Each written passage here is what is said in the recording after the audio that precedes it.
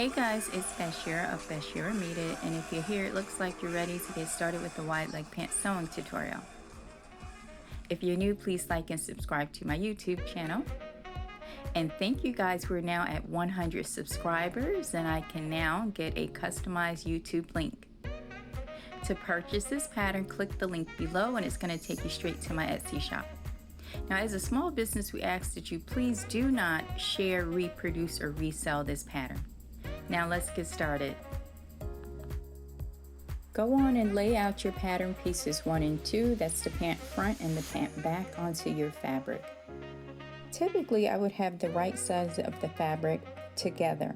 However, the inside of this fabric happens to be white, which is the same color as the pattern pieces, and therefore it wouldn't be able to show the distinction that I want you to see coming soon on how I actually take this wide leg and make it into a palazzo pant. So stay tuned.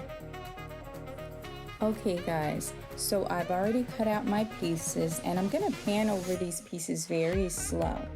And I want you to carefully see that although the pattern is a wide leg pattern, the fabric that I'm using is an ITY fabric, which is very slinky and will fall close to my body. So I decided with making this, I'm going to make them extra wide, or if you will, a palazzo pant. Here's a finishing tip. Whenever I make a wide leg pant or a palazzo pant to be worn dressy, I typically finish it with a 2 or 3 inch wide hem. And that's because I want it to fall very crisp and sharp. Now, when I'm making pants to be worn more leisurely or sporty, I typically finish it with a 1/2 inch narrow hem or rolled hem. Or sometimes I don't even finish it. Sometimes I just serge it or leave it raw. It's really just the casual look that I'm going for. Okay, great. The adjustments have been made, but the pattern pieces are cut. Ready, set, let's pin and sew. And don't forget to clip your notches. You know how I feel about them. Thank me later.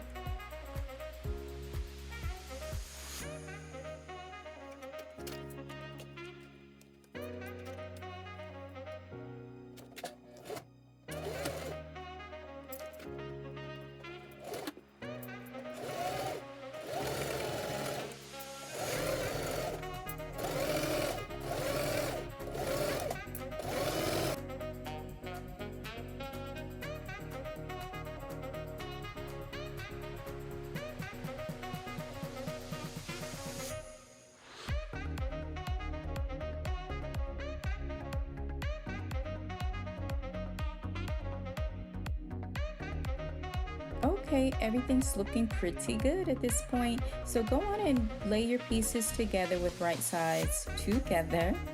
And you already know, go on and pin these side seams down. And also the inner leg in one swoop all the way around.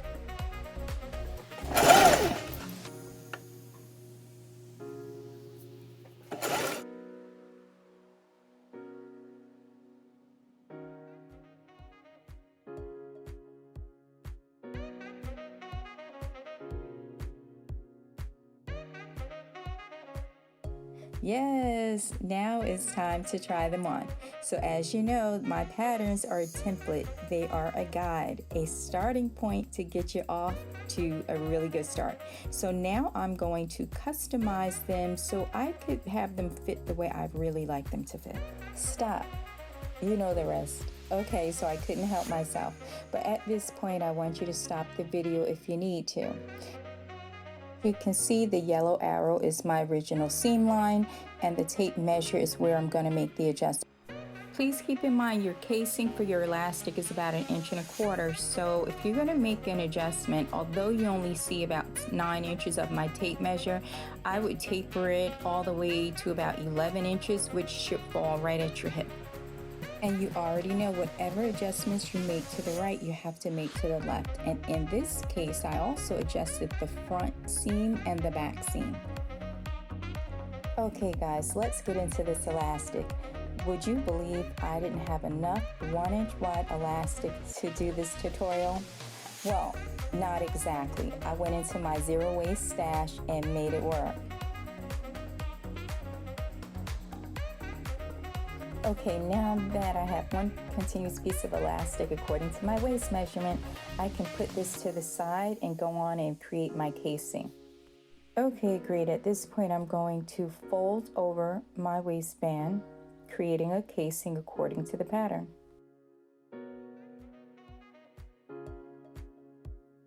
FYI, I always leave an opening at the center back seam to insert the elastic.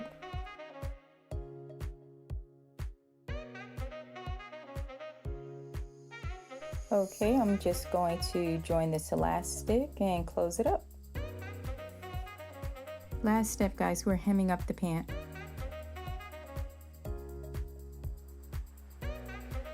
To press or not to press, that is the question.